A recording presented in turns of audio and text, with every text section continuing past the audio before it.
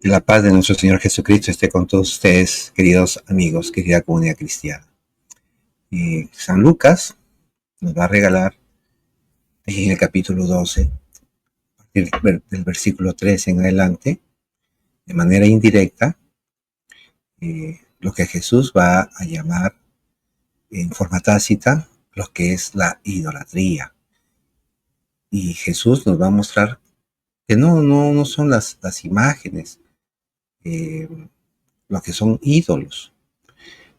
Más bien Jesús nos va a mostrar que la idolatría puede ser algo etéreo, pero que está en el corazón del hombre. Y cuando el hombre entrega su corazón precisamente a cosas, a personas, eh, incluso puede ser también personas espirituales, como puede ser un ángel, puede ser un demonio, y en ese sentido, Cristo nos va a llamar a la sensatez de saber diferenciar el culto de adoración a Dios de la idolatría, por ejemplo, hacia el dinero. Y nos llama a esa sensatez cuando el hombre cree que con el dinero, que con las posesiones materiales, económicas que tiene, ya ha logrado, digamos, la seguridad de su vida y ha puesto en el dinero, en las riquezas, precisamente su vida, olvidándose de Dios. Y va a decir Jesús, cuídense de toda avaricia. Lamentablemente, tenemos con nuestros hermanos católicos que se han separado de la iglesia, que confunden gravemente lo que es una imagen de lo que es un ídolo.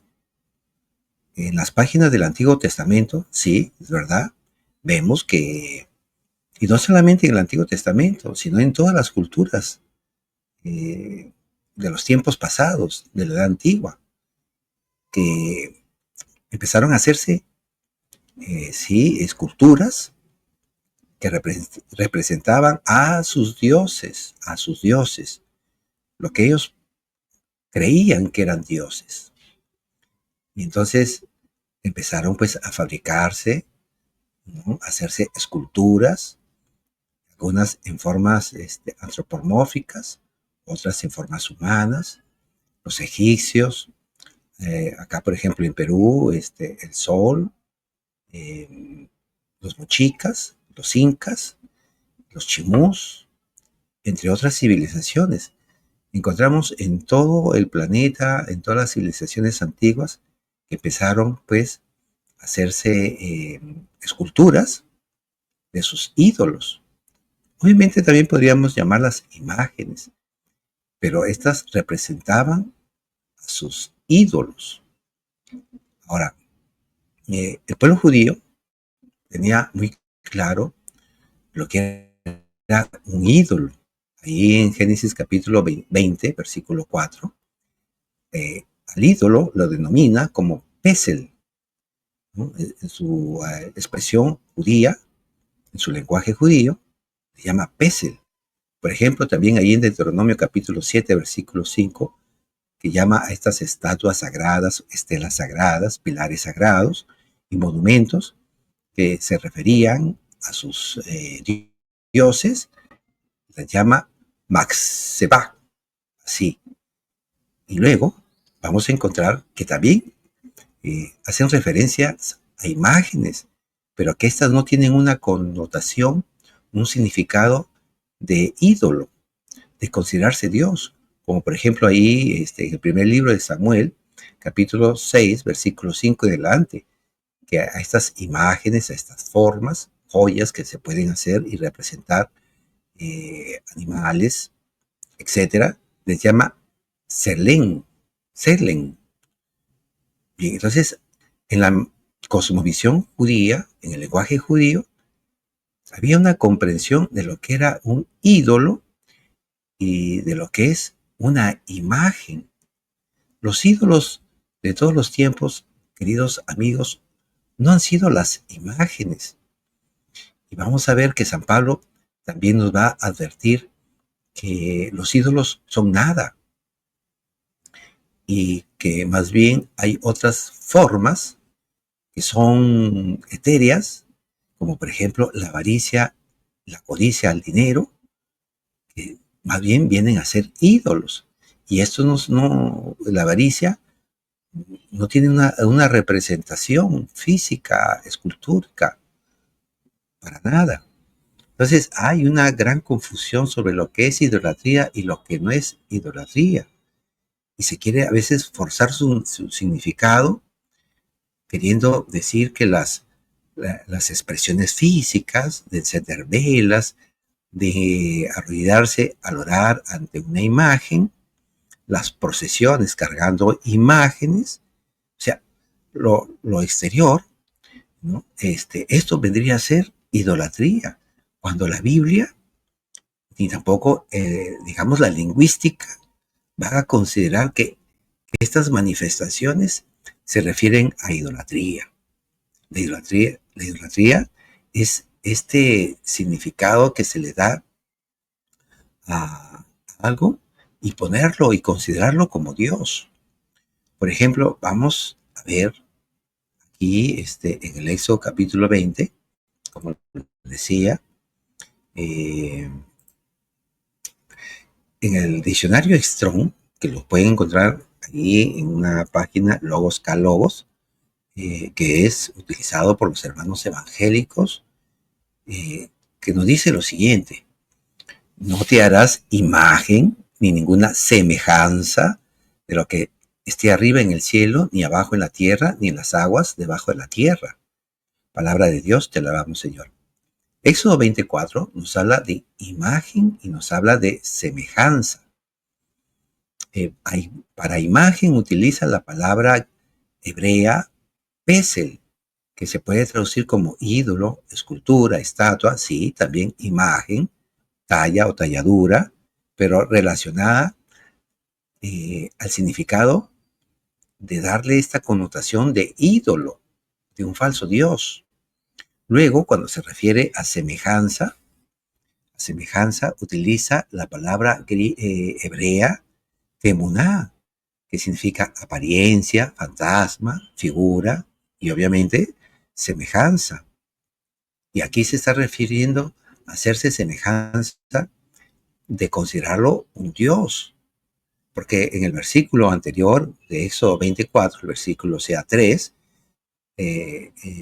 Dios va a decir, no tendrás otros dioses fuera de mí. Es decir, cuando se dice ídolo, se dice imagen, se dice semejanza, se está refiriendo a fabricarse algo, pero con la idea de tenerlo como Dios. Entonces, eso es lo que nosotros debemos comprender.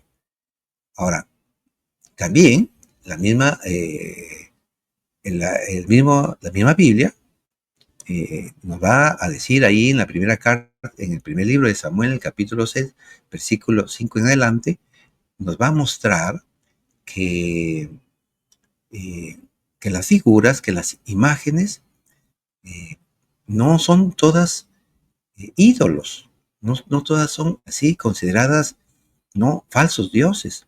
Al contrario, vamos a ver en una situación que se le presentó al pueblo de Israel en estas luchas, combates que tenía con los filisteos, que el arca de la alianza cae en manos de los filisteos y estos los tienen por un buen tiempo.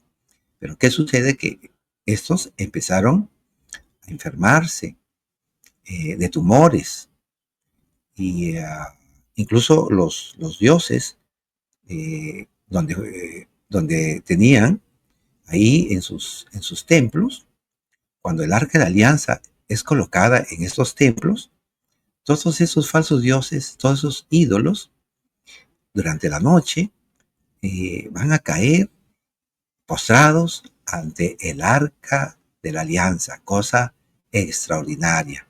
Entonces, como están sufriendo todas estas calamidades, todas estas pestes, los filisteos, entonces consideran que tiene que devolverse el arca de la alianza a los israelitas. Pero para ello van a decir, tenemos que presentar ofrendas al Dios de los israelitas. Y para eso se van a hacer figuras, imágenes de tumores, también de ratones, sí, de ratas, ¿no? De ratas, para de esta manera aplacar la ira de Dios. Y eso es lo que nos dice el primer libro de Samuel, capítulo 6, versículo 5. Haréis pues, haréis pues figuras de vuestros tumores y de vuestros ratones que destruyen la tierra, y daréis gloria al Dios de Israel. Quizá aliviará su mano de sobre vosotros y de sobre vuestros dioses, o sea, Elohim, y de sobre vuestra tierra. Pasemos al versículo 14. Y el carro, o sea, ya lo empiezan a transportar los filisteos a la tierra de Israel, y el carro vino al campo de Josué de Bexemes, y paró allí donde había una gran piedra. Y ellos cortaron la madera del carro y ofrecieron las vacas en holocausto a Jehová. Estamos utilizando la versión bíblica Reina Valera 1960 de los hermanos separados, ¿no? A ver, continuemos. Y ellos cortaron la madera del carro y ofrecieron las vacas en holocausto a Jehová. Y los levitas, miren, presten atención, y los levitas bajaron el arca de Jehová y la casa que estaba junto a ella y la caja que estaba junto a ella, en la cual estaban las joyas de oro, o sea, estas figuras de los tumores y de los ratones. Y las pusieron sobre aquella gran piedra, y los hombres de Bexemes sacrificaron holocaustos y dedicaron sacrificios a Jehová en aquel día. Cuando vieron esto, los 5 príncipes de los filisteos volvieron a Ecrón el mismo día. Es decir, vieron que pues efectivamente eh, las consecuencias de de haber mantenido secuestrada el arca de la alianza, había sido la consecuencia pues de sus tumores que tuvieron y de esas pestes. Pero aquí el término figuras que utiliza el primer libro de Samuel, capítulo 6, versículo 5, se refiere a imágenes, ¿sí? Formas, ¿no? Siluetas, o por ejemplo, la creencia de ver fantasmas. Y la palabra hebrea que utiliza excelen no es pesel, que significa ídolos. Pero vamos a ver algo muy, muy interesante que va a suceder, que Dios no va a castigar a los israelitas por haber recibido esas imágenes, esas figuras de los tumores y de los ratones. Entonces, Dios no va a condenar las imágenes. Miren lo que nos dice el versículo 17. Estos fueron los tumores de oro que pagaron los filisteos en expiación a Jehová. Por Astoc 1, por Gaza 1, por Ascalón 1, por Gad 1, por Ecrón 1. Y los ratones de oro fueron conforme al número de todas las ciudades de los filisteos, perteneciente a los 5 príncipes. Versículo 19. Entonces Dios hizo, aquí presten atención, versículo 19, entonces Dios hizo morir a los hombres de Bexemes porque habían mirado dentro del arca de Jehová. Palabra de Dios, te alabamos, Señor. O sea, no los hace morir porque recibieron estas imágenes de los tumores de oro o de los ratones.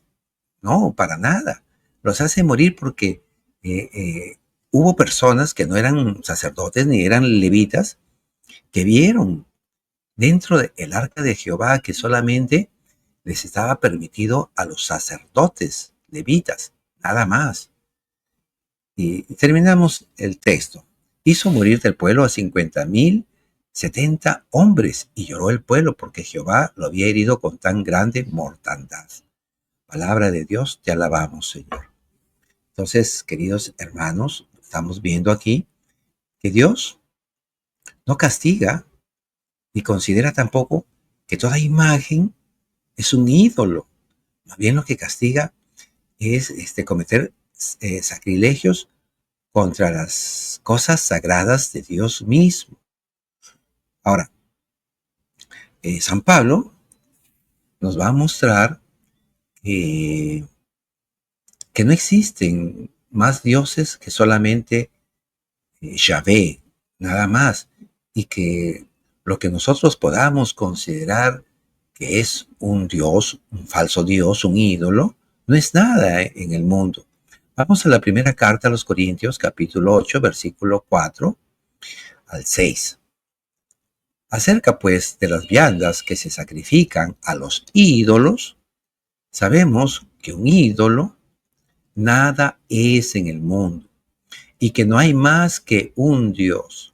Pues aunque haya algunos que se llamen dioses, sea en el cielo o en la tierra, como hay muchos dioses y muchos señores, para nosotros, sin embargo, solo hay un Dios, el Padre, del cual proceden todas las cosas, y nosotros somos para Él, y un Señor Jesucristo, por medio del cual son todas las cosas y nosotros por medio de Él. Palabra de Dios, te alabamos, Señor. Hago un paréntesis aquí porque este texto, el versículo 6, ya nos está dando luces de que Dios es trino. Aquí nos está presentando al Padre y al Hijo. Miren lo que nos dice. Solo hay un Dios, coma. Esta coma que significa que va a ser una explicación. Solo hay un Dios. Primero, el Padre. Y luego nos va a decir, y un Señor Jesucristo, por medio del cual son todas las cosas, y nosotros por medio de Él. No hay más que un Dios. Aquí nos está mostrando que este Dios son dos personas, el Padre y luego un Señor Jesucristo. Entonces, los cristianos, los apóstoles, las primeras comunidades cristianas sabían distinguir de que solamente hay un Dios. Pensar, creer que una imagen que los católicos tienen, ¿no? Eso sea idolatría, eso está muy, muy lejos de lo que Dios mismo enseña en la Biblia y lo ha hecho a través de la inspiración que le ha dado a los apóstoles. Ahora, ¿cuáles son los verdaderos ídolos de los tiempos ya modernos y de los tiempos postapostólicos? Obviamente, sí, aún existían durante aquellos tiempos los ídolos de los paganos. Eh, Seguían los romanos, los griegos y en otras civilizaciones de aquel entonces, sí se seguían haciendo imágenes idolátricas, talladuras idolátricas, o sea, ídolos que los adoraban. Pero vamos a ver lo que ya el cristianismo empieza a enseñar de lo que es la idolatría y que está muy, muy lejos de creer que son imágenes. Vamos a la carta a los Colosenses, capítulo 3, del versículo 1 al 5. Hermanos, ya que ustedes han resucitado con Cristo, busquen los bienes del cielo, donde Cristo está sentado a la derecha de Dios. Tengan el pensamiento puesto en las cosas celestiales y no en las de la tierra, porque ustedes están muertos y su vida está desde ahora oculta con Cristo en Dios. Cuando se manifieste Cristo, que es nuestra vida, entonces ustedes también aparecerán con Él llenos de gloria. Por lo tanto, hagan morir en sus miembros todo lo que es terrenal: la lujuria, la impureza, la pasión desordenada, los malos deseos y también la avaricia, que es una forma de idolatría. Palabra de Dios, te alabamos, Señor. Aquí, pues, San Pablo nos está mostrando que no solamente pueden ser las cosas que fabricamos y que las vamos a considerar como dioses, que son, pues, ¿no? Así, imágenes idolátricas. No, San Pablo nos está llevando más allá, lo que en nuestra mente estamos considerando lo que es un Dios. En este caso, el dinero, tener la avaricia por el dinero. Y eso nos hace apartar, como muy bonito, aquí nos explica San Pablo, que no tengamos esta atención que le ponemos a lo material, a lo económico. Estamos pensando que comeremos, que tendremos, con qué nos vestiremos, y luego nos aferramos a estas cosas y las tenemos como el centro de nuestra vida, de nuestro corazón, y nos apartan de los bienes del cielo. Nosotros, por medio de nuestro bautismo, hemos resucitado con Cristo y estamos llamados a buscar lo santo, lo bueno, lo que está en el cielo, y no solamente pensando en esta vida eterna futura, sino ya acá, el reino de los cielos ya está con nosotros, nos enseñaba Jesús. Por eso es que ahora, estos tiempos aquí en la tierra, debemos hacerlos como si fuera ya el cielo. Sembremos lo santo, lo bueno, lo puro que hay en el cielo, aquí en nuestra tierra, con nuestras familias, en nuestros trabajos y en cualquier lugar donde estemos. Y aquí, miren cómo es que Pablo, le reitero, nos dice también la avaricia es una forma de idolatría. Y como le decía, Cristo nuestro Señor nos va a llamar gravemente la atención para que no caigamos en esta trampa de la avaricia. Les anuncio el Evangelio según San Lucas. Gloria a ti, Señor. Y está tomado del Evangelio de Lucas, capítulo 12, versículo 13 al 21. En aquel tiempo, uno de la multitud le dijo: Maestro, dile a mi hermano que comparta conmigo la herencia. Jesús le respondió: Amigo, ¿quién me ha constituido juez o árbitro entre ustedes? Después le dijo: Cuídense de toda avaricia, porque aún en medio de la abundancia, la vida de un hombre no está asegurada por sus riquezas. Les dijo entonces una parábola. Había un hombre rico cuyas tierras habían producido mucho y se preguntaba a sí mismo: ¿qué voy a hacer? No tengo dónde guardar mi cosecha. Después pensó: voy a hacer esto. Demoleré mis graneros, construiré otros más grandes y amontonaré allí todo mi trigo y mis bienes. Y diré a mi alma: alma mía, tienes bienes almacenados para muchos años. Descansa, come, bebe y date buena vida. Pero Dios le dijo: insensato, esta misma noche vas a morir. ¿Y para quién será lo que has amontonado? Esto es lo que sucede al que acumula riquezas para sí y no es rico a los ojos de Dios. Palabra del Señor, gloria a ti, Señor Jesús. Así pues, hermanos, estamos advertidos por Cristo nuestro Señor en contra de la insensatez. Esta insensatez de no saber distinguir entre lo que es y lo que no es idolatría. Y no es idolatría, no es tener imágenes, hacer procesiones con ellas, encenderles imágenes, arrodillarse ante ellas. Un ídolo no es nada, nos dice San Pablo en la primera carta a los Corintios que hemos leído.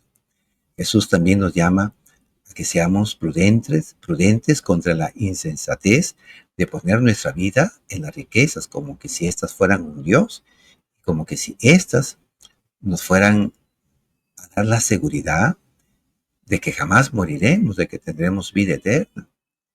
Es muy triste que la persona pues caiga en esta trampa del dinero, de las riquezas, y olvide vivir para Dios, que olvide vivir también compartiendo esa riqueza, ya sea intelectual, ya sea anímica, y no solamente las riquezas monetarias, sino también de estas formas, y solamente se las guardes para Él. El conocimiento también es una forma de riqueza, y el que sabe debe compartir esa enseñanza, no guardársela para sí. Entonces, queridos hermanos, seamos sensatos y busquemos las cosas de Dios. Estas son los grandes tesoros, las grandes perlas finas de las que nos habla nuestro Señor Jesucristo. Y a ellas debemos poner nuestro corazón, que son las cosas de Dios. Que el Señor los bendiga y los guarde siempre.